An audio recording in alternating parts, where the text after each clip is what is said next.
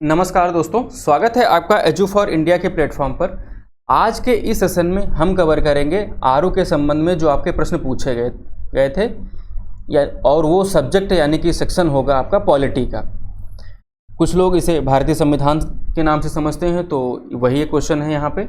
और ये सेट आपका कंप्लीट कराया गया था, यानी कि पेपर हुआ था 7 जनवरी 2022 को, आपका सेकेंड शिफ्ट था। तो ये वाली सीरीज़ करने के बाद में आपको कोई बुक खरीदने की ज़रूरत नहीं है, कोई नोट्स बनाने की ज़रूरत नहीं है। आप क्वेश्चंस को सॉल्व करिए, देखिए आपके कितने प्रश्न यहाँ पर सही हो रहे हैं। फिर बात रही यहाँ पर डिटेल की, तो वो सारी इन्फॉर्मेशन यहाँ पर मिल जाएगी। और एग्ज़ाम्स के लिए जो नोट्स चाहिए वो सारे नोट्स यहाँ पर आपको प्रोवाइड हो जाएंगे जो हमसे जुड़े रहेंगे। चलिए देखते हैं कि सबसे पहला प्रश्न आपसे क्या पूछा गया था। प्रश्न संख्या जो यहाँ पर दिया गया है 68। ये प्रश्न पूछा गया था कि भारतीय संविधान के किस भाग को संविधान की आत्मा के रूप में वर्णित किया गया है। यानी कि आपका कहते हैं कि सोल ऑफ द कॉन्स्टिट्यूशन।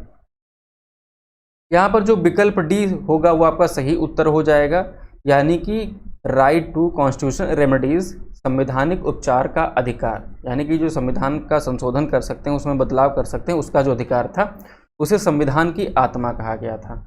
अब संविधान की आत्मा और या हृदय किसने कहा था, तो ये बाबा साहब भीमराव अंबेडकर जी के द्वारा कहा गया था।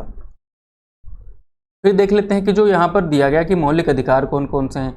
तो मौलिक अधिकार यहाँ पर कौन कौन से हैं। एक समानता का अधिकार है, स्वतंत्रता का अधिकार, शोषण के खिलाफ अधिकार और धर्म की स्वतंत्रता का अधिकार। फिर एक आता है कि सांस्कृतिक और शैक्षिक अधिकार है। फिर लास्ट में एक आपका आता है आर्टिकल जो 32 यानी कि अनुच्छेद 32 में दिया गया है, कौन सा, संवैधानिक उपचार का अधिकार। और यही आपसे पूछा गया था। अगर यहाँ बात करते हैं डीपीएसपी यानी कि राज्य के नीति निर्देशक तत्व, देखिए आपके ये यहाँ पर ऑप्शन में दिया गया था, विकल्प बी में देखिएगा राज्य के नीति निर्देशक तत्व। तो राज्य के नीति निर्देशक तत्व भारतीय संविधान में भाग 4 के अंतर्गत आते हैं। ये शुरू होते हैं आपके अनुच्छेद 36 से लेकर के 51 के मध्य में। कभी कभी इनको डीपीएसपी कहा जाता है, यानी कि directive principle of state policy.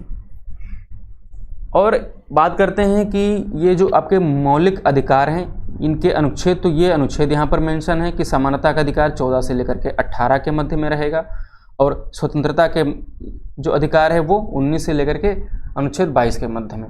इसी तरीके से शोषण के खिलाफ जो अधिकार है वो अनुच्छेद 23 से लेकर के अनुच्छेद 24 के तक रहता है। और धर्म की स्वतंत्रता का अधिकार जो है वो 25 से लेकर के 28 के मध्य में। और सांस्कृतिक तथा शैक्षिक जो अधिकार हैं वो 29 से लेकर के 30 के मध्य में। और 32 तो आपको क्लियर हो गया। अब ये संविधान के किस भाग में आते हैं, तो संविधान का भाग आपका कौन सा हो जाता है, भाग 3 हो जाता है। तो भाग 3 में मूल अधिकार और भाग आपके 4 में क्या हो जाते हैं, डीपीएसपी हो जाते हैं। मूल कर्तव्य उनके बारे में हम आगे पढ़ेंगे। अगला प्रश्न जो आपसे पूछा गया 69 यानी कि 69, इसमें पूछा गया था कि the power of carve out a new state is vested in. यानी कि एक नवीन राज्य के निर्माण की शक्ति इसमें अंतर्निहित है। तो यहाँ पर विकल्प ए जो दिया गया है उसके द्वारा संभव है, यानी कि द पार्लियामेंट और या संसद। तो संसद में सभी लोग आ जाते हैं, आपके कैबिनेट आती है, राष्ट्रपति आते हैं, उच्च सदन निम्न सदन मिल करके क्या संसद बनते हैं। तो विकल्प ए आपका सही उत्तर हो जाएगा। अब बात करते हैं अनुच्छेद 3 क्या है, इसी से संबंधित है। तो अनुच्छेद 3 यहाँ पर जो बात करेंगे तो ये हमेशा भारतीय संविधान जो होगा वो ये शब्द आपका पहले से अंडरस्टूड होगा। अब संविधान के द्वारा संसद क्या क्या कानून कर सकती है, कानून के द्वारा क्या क्या परिवर्तन कर सकती है। तो कोई भी राज्य अगर है तो उसके क्षेत्र को अलग कर दिया, कोई राज्य थे उसके क्षेत्र को अलग कर दिया, 2 राज्य बना दिया।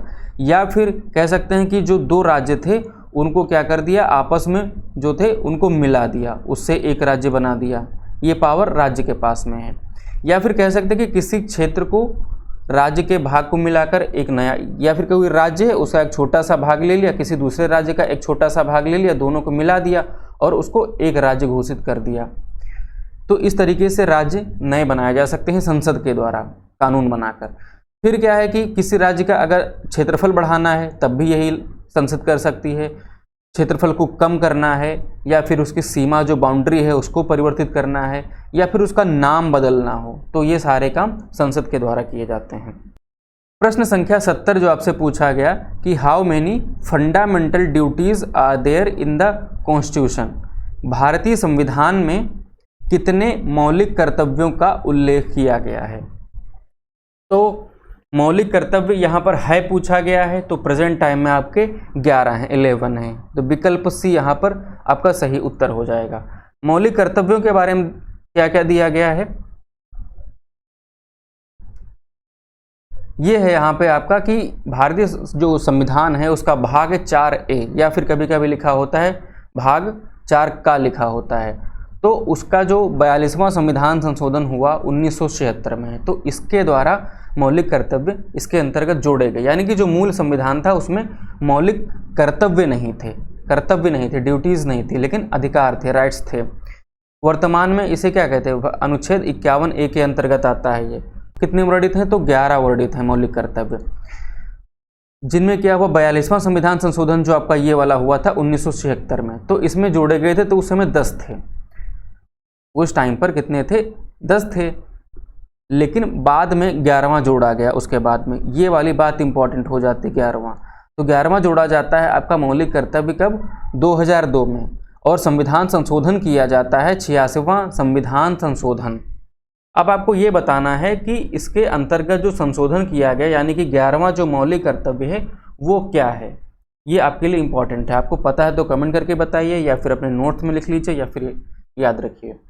भारतीय संविधान में जो मौलिक कर्तव्यों की अवधारणा है वो तत्कालीन यूएसएसआर के संविधान से प्रेरित है, यानी कि 1992 के बाद में यूएसएसआर का विघटन हुआ, और उससे पहले जो यूएसएसआर था वहाँ पर जो अवधारणा थी वहाँ से लिया गया था। अगला प्रश्न जो आपसे पूछा गया, प्रश्न संख्या 71, यानी कि who was the president of India at the time of proclamation of emergency in 1975। कहा जा रहा है कि जब 1975 में आपातकाल की घोषणा की गई, उस समय भारत के राष्ट्रपति कौन थे। तो भारत के राष्ट्रपति उस समय थे आपके फखरुद्दीन अली अहमद, विकल्प सी आपका सही उत्तर हो जाएगा। यानी कि इन्हीं के द्वारा आपातकाल की घोषणा की गई थी। और आपातकाल की घोषणा की किस तारीख को गई थी, तो ये आपका तारीख थी 25 जून। ये याद रखना बहुत ही इम्पोर्टेंट हो सकता है, क्योंकि अभी मुद्दा ये हाल ही में चर्चा में रहा है।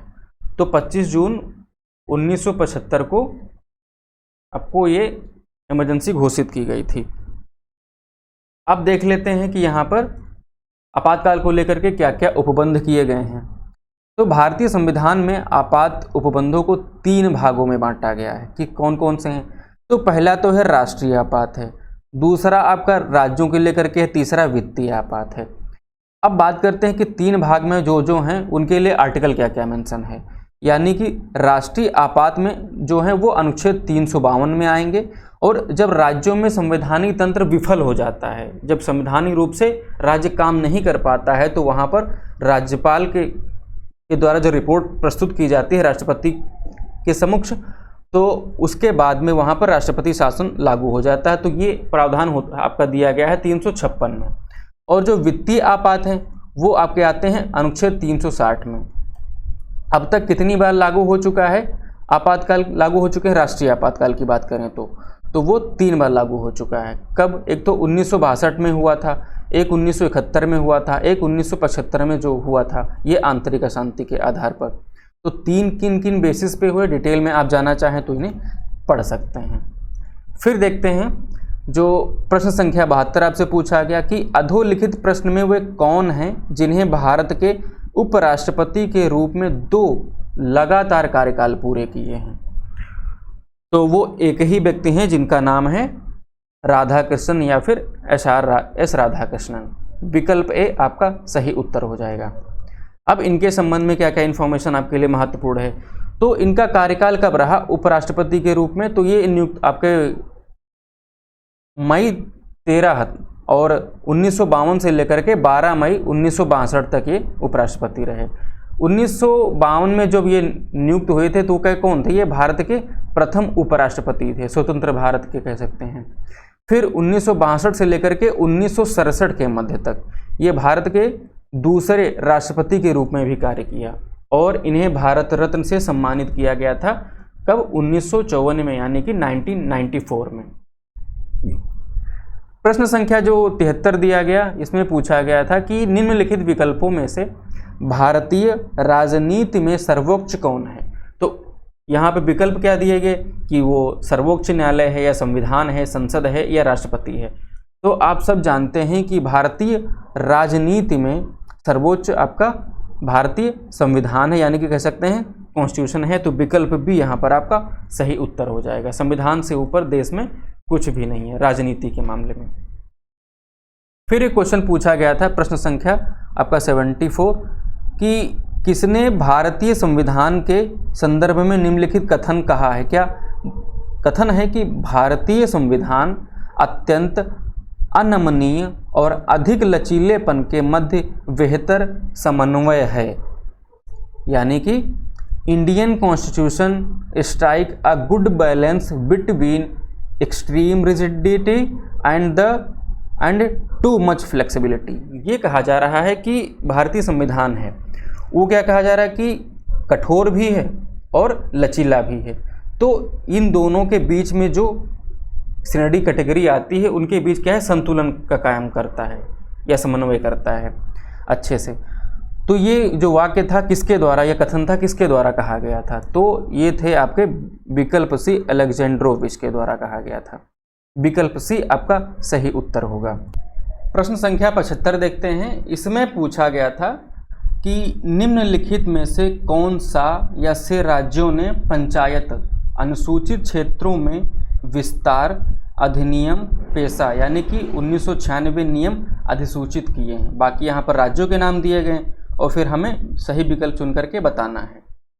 यहाँ पर जो इंग्लिश में लिखा हुआ, यहाँ से आपको चीज़ें शायद अच्छे से समझ में आए कि जो पंचायत है उसका extension to scheduled area act PESA 1996, यानी कि जो पंचायत के प्रावधान थे यहाँ पर उनको अनुसूचित क्षेत्रों में यानी कि शेड्यूल्ड एरियाज में उनको एक्सटेंड करने के लिए, बढ़ाने के लिए इस एक्ट को लाया गया। फिर देखते हैं कि ये एक्ट था क्या कि जो जनजातीय समुदाय थे तो जनजातीय समुदायों तक वो अपना शासन कर सके। अपना शासन मतलब स्थानीय स्वशासन, यानी कि जो वहाँ के स्वयं के मामले हैं उन पर उनकी खुद की थोड़ी पकड़ बढ़े, थोड़ा ज़्यादा हो। तो इसकी मांग बहुत पहले से की जा रही थी, तो उसके लिए पेशा एक्ट लाया गया और वहाँ पर चीज़ें लागू की गई। तो ये जनजातियों के लिए हो जाता है। अब गांव के लिए क्या किया गया था, तो पेशा अधिनियम भारतीय संविधान क्या है आपका 73वां और 74वां जो संशोधन हुआ था संविधान का, इसके प्रावधान जो थे उससे प्रेरित है।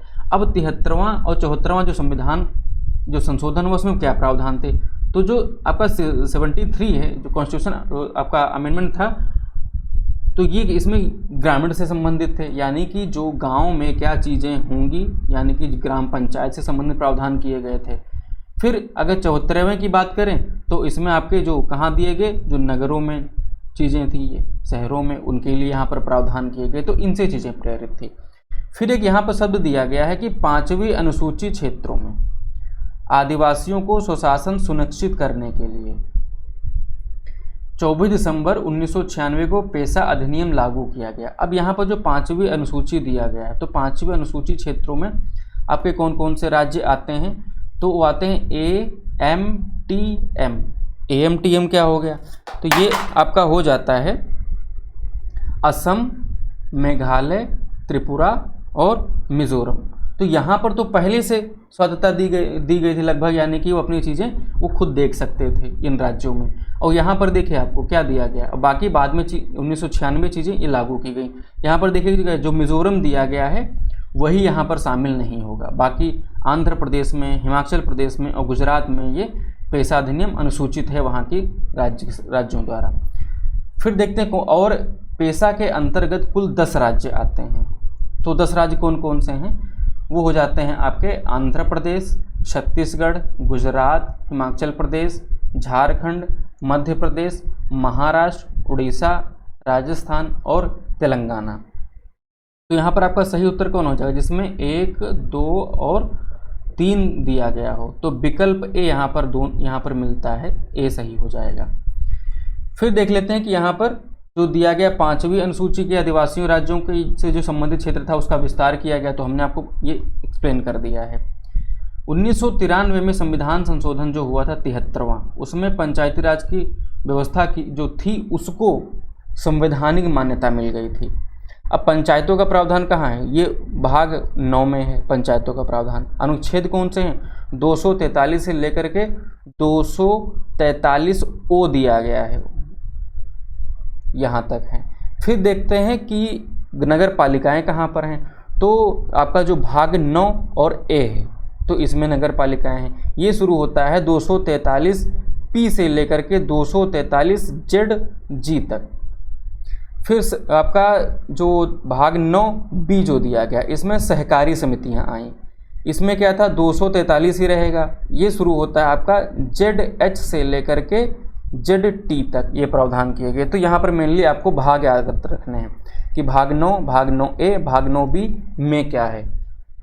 फिर अगला प्रश्न देखते हैं, प्रश्न संख्या 76 यानी कि 76। यहाँ पर पूछा गया है कि भारत में लोकपाल और लोकायुक्त का कार्य निम्नलिखित में से किस पर आधारित है। विकल्प बी जो आपका दिया गया है,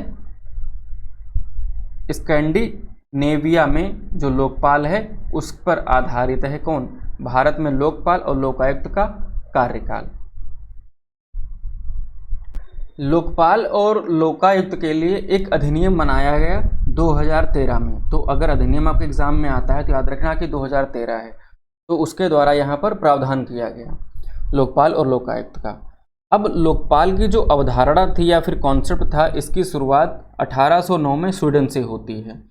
अब फिर अगर उत्तर प्रदेश के संबंध में बात करें तो उत्तर प्रदेश लोकायुक्त और उप लोकायुक्त विधेयक 1975 आता है, और इसी विधेयक के द्वारा उत्तर प्रदेश में लोकपाल या फिर लोकायुक्त का प्रावधान किया जाता है। अब लोकपाल और लोकायुक्त अलग अलग चीज़ें हैं, ये क्या हैं देख लेते हैं। तो जो यहाँ पर दिया गया है कि लोकपाल तथा लोकायुक्त अधिनियम 2013 में क्या किया गया कि केंद्र के लिए लोकपाल किया गया का प्रावधान, और यहाँ पर जो राज्यों के लिए लोकायुक्त संस्था की व्यवस्था की गई। ये निकाय कैसे हैं, कैसी बॉडी है, तो ये वैधानिक निकाय है। इसका काम क्या है, तो ये जो भ्रष्टाचार जो होते हैं उनको रोकने का काम, या फिर जो आरोप लगते हैं उनकी जांच करने का काम इनको सौंपा जाता है। फिर देखते हैं कि प्रश्न संख्या जो 77 आपसे पूछा गया, निम्नलिखित दी गई स्वतंत्रता में से कौन सी भारतीय संविधान की प्रस्तावना से संदर्भित नहीं है। स्वतंत्रता की बात कही गई है, लिबर्टीज़ यानी कि आपका जो प्रियम्बल है उसमें। तो यहाँ पर दिया कि विचार की, अभिव्यक्ति की, विश्वास की और आर्थिक स्वतंत्रता। तो तीन यहाँ पर जो 3 दिए गए ए बी सी, तो ये तो सही है। अगर नहीं की बात करें तो यहाँ पर जो विकल्प डी है वो गलत हो जाएगा, यानी कि यही आपका सही उत्तर होगा विकल्प डी, क्योंकि जो आर्थिक स्वतंत्रता है वो यहाँ पर मेंशन नहीं है, यानी कि उल्लिखित नहीं है। यहाँ पर जो स्वतंत्रता कितने प्रकार की है, तो स्वतंत्रता आपकी यहाँ पर 5 प्रकार की है। फिर दिए गए हैं न्याय, तो न्याय कितने प्रकार के हैं, तो वो 3 प्रकार के न्याय हैं। जब आप संविधान की उद्देशिका देखते हैं, प्रस्तावना देखते हैं, यहाँ पर देखते हैं कि न्याय कौन कौन से हैं। तो न्याय यहाँ पर कौन कौन से हैं, 3 हैं। पहला है आपका सामाजिक, दूसरा है आर्थिक और तीसरा है राजनैतिक। अगर स्वतंत्रता की बात करें तो स्वतंत्रता यहाँ पर दी गई है आपकी लिबर्टीज़ 5 प्रकार की। विचार की स्वतंत्रता, अभिव्यक्ति की स्वतंत्रता, विश्वास की स्वतंत्रता और उपासना की स्वतंत्रता। और ये आपका स्वीकृत कब किया गया था, 26 नवंबर 1949 को। तो ये आपका संविधान वाला पार्ट था जो यहाँ पर कंप्लीट होता है, और इसके आगे के सेशन आप प्लेलिस्ट में जा कर के अटेंड कर सकते हैं।